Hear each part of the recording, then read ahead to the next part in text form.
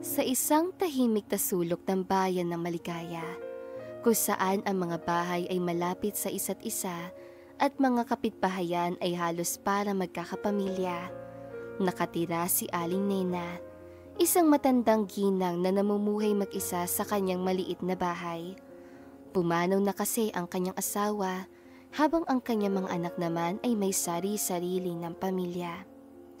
Sa kabila ng kanyang edad, masigla pa rin siya at mapagmahal sa kanyang sarili. Ngunit mayroon siyang isang kakaibang hilig. Isang bagay na naging tatak niya sa buong komunidad ay ang pagtatayo na matataas at matitibay na bakod sa paligid ng kanyang bakuran. Hindi ordinaryong bakod ang mga itinayo ni Aling Nena. Ito ay gawa sa matitibay na materyales, pinaghalong semento, bato, at matatalim na alambre sa ibabaw na umaabot sa taas sa halos 3 metro. Sa una, nagsimula ito bilang isang simpleng pagnanais sa protektahan ng kanyang sarili matapos ang ilang insidente ng nakawan sa kanilang lugar, lalo na at siya ay nag-iisa na lang. Naramdaman niya ang matinding pangangailangan para sa seguridad. Naalala pa niya ang gabi na nagising siya sa ingay ng basag na bintana sa kapitbahay. Ang takot na naramdaman niya noon ay kumapit sa kanya ng husto. Mula noon, naisip niya kailangan niya na matibay na proteksyon, isang pader na magbibigay sa kanya ng kapanatagan. Buong sipag niyang pinagtuunan ng pansin ng pagbabakod. Araw-araw, abala siya sa pagbabantay sa paggawa. Tiniyak na ang bawat bloke na semento ay matibay na naikakabit at ang bawat alambre ay nakalagay sa tamang posisyon. Gusto niya na ang bakod ay hindi lamang mataas kundi matibay na siyang magsisilbing isang proteksyon na magdiligtas sa kanya sa anumang panganib. Habang unti-unting tumataas ang bakod ni Aling Nena, unti-unti rin nagbabago ang reaksyon ng mga kapitbahay. Sa simula, may kaunting pagtataka, pero kalaunan ay naramdaman ni Aling Nena na isa na siya sa pangunahing usapan ng mga tsismosa. Ano ba naman niya si Aling Nena? Parang bilangguan ang dating ng bakod niya. Bulong ni Mang Tonyo, isang magsasakas na kilala sa kanyang pagiging madaldal sa kanyang asawa na si Aling Perla. Ang mga bata naman ay nagtanong, "Bakit po ang taas ang bakod ni Lola Nina? Para po bang may dragon sa loob?" Ang kanilang pagkabata at inosenteng kuryosidad ay nagpatawa sa iilan, ngunit ang matatanda ay may mas malalim na pagkabahala. "Aling Nena, ang taas naman ang bakod mo. Parang hinaharangan mong hangin eh," sabi ng kapitbahay niyang si Aling Sita. Nakita niya ang pag-aalala sa boses ito, pati na rin ang pagkabahala sa itsura ng kanilang lugar. Ang kanilang kalye ay kilala sa pagiging bukas at mahangin, at ang bakod ni Aling Nena ay tila sumisira sa harmonya ng kapaligiran. Ngumiti si Aling Nena, kahit na sa loob niya ay alam niyang hindi magiging madali ang usapan. "Pasensya na, Aling Sita. Kailangan ko lang talaga ng seguridad, lalo na at mag-isa lang ako dito," kalmado niyang paliwanag. "Marami nang nakawan sa lugar natin at mas mapapanatag ako kung matibay akong proteksyonan," dagdag pa ni Aling Nena. Ngunit hindi tumigil doon ang mga reklamo. Ang iba naman ay nagsimulang mag-alala sa kanilang tanawin. Aling Nena, ang bakod mo ay nakaharang sa araw namin sa hapon. Hindi na dumadaan ang hangin, sabi ni Mang Pedro na ang bakuran ay nasa likuran ng kay Aling Nena. Siya ay kilala sa kanyang pagiging prangka at walang paligoy-ligoy. "Tsaka, parang hindi tayo magkapitbahay eh. Mukha tayo magkaaway." Nakarating na rin sa konseho ng barangay ang mga reklamo, sabi pa ng isa niyang kapitbahay. Hindi na lang yung pinansin ni Aling Nena dahil para sa kanya, importante ang bakod at hindi niya kailangan ng sasabihin ng iba, lalo na at kaligtasan niya na ang nakasalalay dito. Isang umaga, binisita si Aling Nena ni Kagawad Lito, ang pinuno ng komite sa kalinisan at kaayusan. Magandang umaga po, Aling Nena. May mga nagrereklamo po tungkol sa taas at tibay ng bakod ninyo. Simula ni Kagawad Lito, formal ang tono. Mayroon po kaming ordinansa tungkol sa taas ng bakod. Hindi po ito dapat lumampas sa 2 metro. Ang inyo po ay higit pa. Tumingin si Aling Nena kay Kagawad Lito. Kagawad, alam ko po ang ordinansa ninyo, pero alam nyo rin po na nag-iisa lang ako dito. Ang bakod na ito ay ang aking proteksyon. Mas makakampante po ako kung ganito kataas. Direktang sabi niya. Hindi po ako makakasunod sa pagpapababa ng bakod. Sabi niya pa. Naiintindihan po namin ang inyong pag-aalala sa seguridad, Aling Nena. Pero dapat po ay isipin din natin ang kapakanan ng buong komunidad. Kung magbababa kayo ng kaunti, maibabalik ang magandang tanawin at ang pagdaloy ng hangin. Ngunit hindi nagpatinag si Aling Nena. Naniniwala siyang ang kanyang karapatan sa seguridad ay mas matimbang kaysa sa tanawin o hangin ng iba. Kagawad, bahay ko po ito. Bakod ko po ito. Kung may magnanakaw na pumasok at nanakawan ako, kayo po ba ang mananagot? Tanong niya, may bahid ng paghamon sa kanyang boses. Walang nagawa si Kagawad dito, kundi umalis. Dala ang pagkabigo, naging sentro ng usap-usapa si Aling Nena. May mga nagsabing makasarili, may mga nagsabing paranoid. Ang dating niya mga kaibigan ay umiiwas na sa kanya o kung kakausapin man siya, may pag-iingat sa kanilang mga salita. Pakiramdam niya, siya'y isang isla lamang sa gitna ng karagatan na ang matataas sa bakod niya ay hindi lamang proteksyon sa mga magnanakaw, kundi pati na rin sa pakikisalamuha sa iba. Nag-iisa siya sa loob ng kanyang piniling proteksyon. Hindi niya rin maiwasang makaramdam ng lungkot sa kabila ng kanyang paniniwala sa kanyang desisyon. Isang araw, habang naglalaro sa kalye ang mga bata, sinadya ng ilang bata ang bakod ni Aling Nena.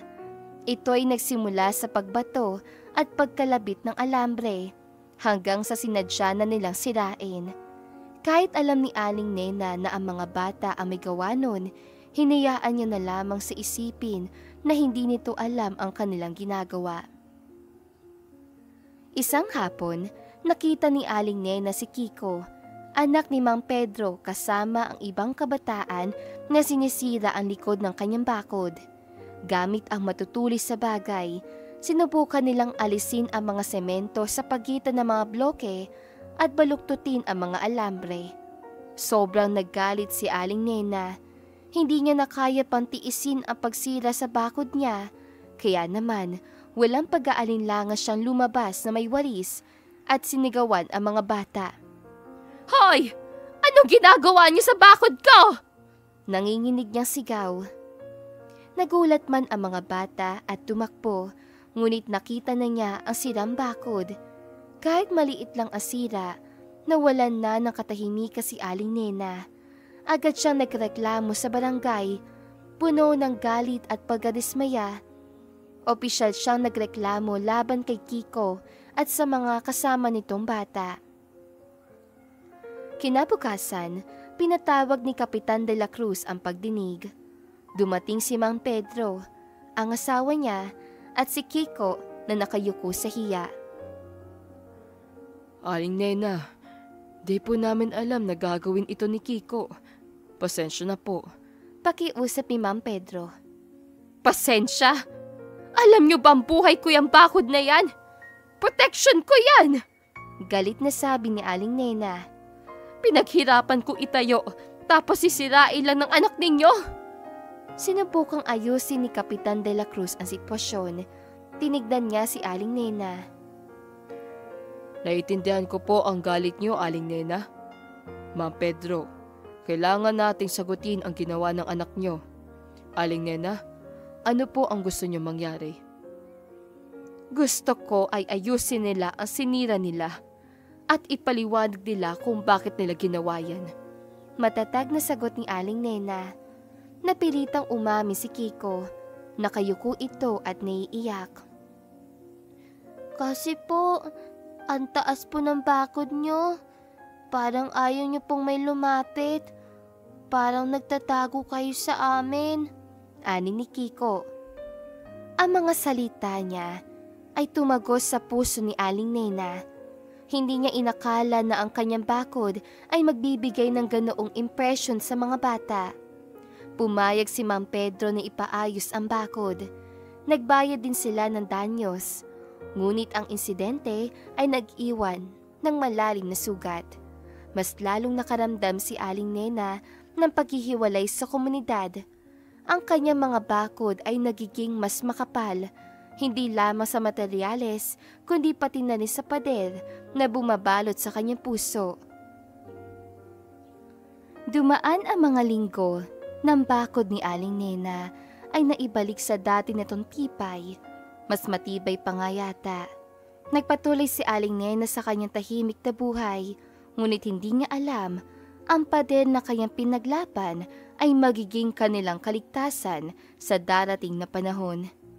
Nagsimulang magbago ang panahon. Ang araw ay unti-unting napalitan ng makulimlim na ulap at ang simoy ng hangin ay naging mas malakas at mas malamig.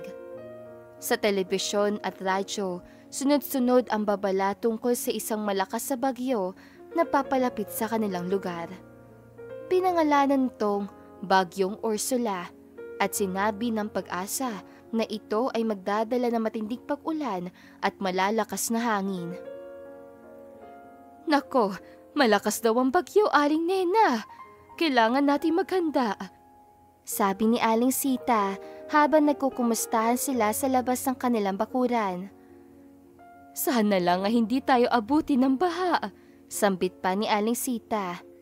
Sana nga po, Aling Sita. Pero mas mabuti na ang handa. Sagot naman ni Aling Nena. Sa loob niya, may bahagyang kaba. Ngunit hindi niya ipinahalata. Ginawa niya ang kanyang nakasanayan. Sinuri niya ang bawat sulok ng kanyang bakod.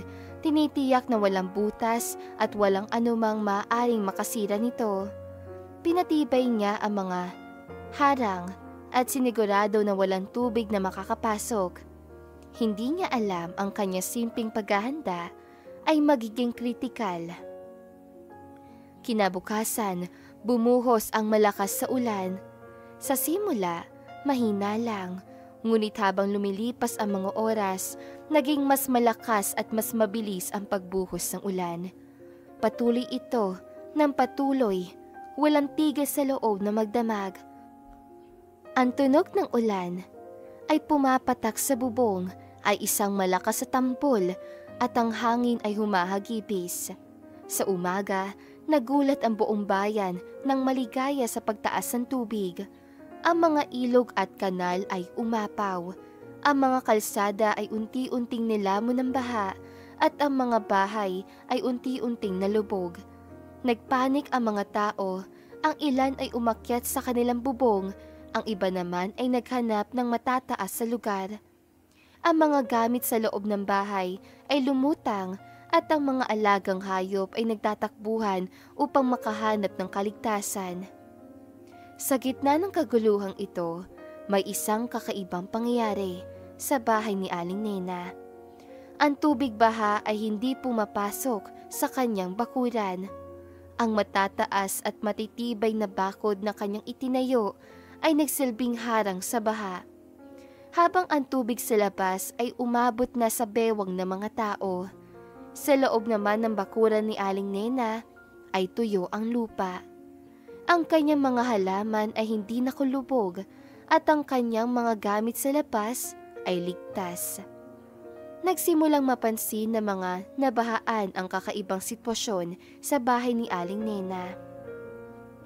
Sa gitna ng dilaw na tubig, tila isang ligtas sa lugar ang kanyang bakuran. Ang mga bakod na dati sinasabing sagabal sa tanawin at ngayon ay nagsisilbing proteksyon laban sa lumaragasang baha. Tignan nyo! Sa bahay ni Aling Nena, hindi naabot ng baha! Sigaw ng isang kapitbahay. Dahan-dahang naglakad ang mga tao patungo sa bahay ni Aling Nena, umaasang makahanap ng kaligtasan. Sa una, nag-aalangan pa sila. Naalala ang kanilang mga reklamo laban sa kanya. Ngunit mas matimbang ang pagkabahala at takot sa baha kaysa sa kanilang dating damdamin. Unang lumapit si Mang Pedro. Lubog na ang bahay niya hanggang dibdib, kasama ang asawa at si Kiko na hiya. Aling Nena, pwede po ba makasilong kami? Sigaw ni Mang Pedro, basang-basa at kinikinaw. Binuksan ni Aling Nena ang gate. Sa tindi ng baha, nawala ang dating galit niya. Pasok na kayo, sabi niya. Isa-isang pumasok ang mga tao sa bakuran niya, kasama na si Aling Sita, Kagawad Lito at marami pang iba. Sa loob ng ilang minuto, napuno ng tao ang dating tahimik na bakuran ni Aling Nena. Ang mga kapitbahay na dati ay nagrereklamo sa kanyang mga bakod ay nagpasalamat ngayon dahil sila ay ligtas. Aling Nena, maraming salamat po. Umiiyak na sabi ni Aling Sita habang niyakap siya. Kung hindi po dahil sa bakod ninyo, wala na po kami mapupuntahan. Lumapit din si Mang Pedro at ang kanyang asawa. Aling Nena, pasensya na po sa lahat na nasabi namin. Ikaw po ang aming naging tagapagligtas. Sabi ni Mang Pedro. Lumapit si Kiko, nakayuko. Pasensya na po, Aling Nena, sa lahat po ng ginawa namin sa bakod nyo. Hindi po namin alam na magiging ganito po kahalaga yan. Ngumiti si Aling Nena. Nawala na ang galit at puro pagmamahal at pag-asa na lang ang nararamdaman niya. Ayos lang yan mga anak. Ang mahalaga ay ligtas tayo, sabi niya. Halos 2 araw silang nanatili sa bakuran ni Aling Nena hanggang sa humupa ang baha. Nagbahagi sila ng pagkain, kwento at tawanan. Ang dating paghihiwalay ay napalitan ng pagkakaisa at naging sentro nito ang bahay ni Aling Nena. Ang mga bakod na dati ay simbolo ng paghihiwalay ay naging simbolo ng proteksyon at pagkakaisa. Nang humupa ang baha, nagtulungan ang buong komunidad sa paglilinis at pagpapatayo ng kanilang mga bahay. Sa tulong ng barangay at lokal na pamahalaan, unti-unting bumangon ang bayan ng maligaya. Si Aling Nena, na dati tinatawag na babaeng mahilig magtayo ng matataas sa bakod, ay tinatawag na ngayon na ang tagapagligtas ng maligaya.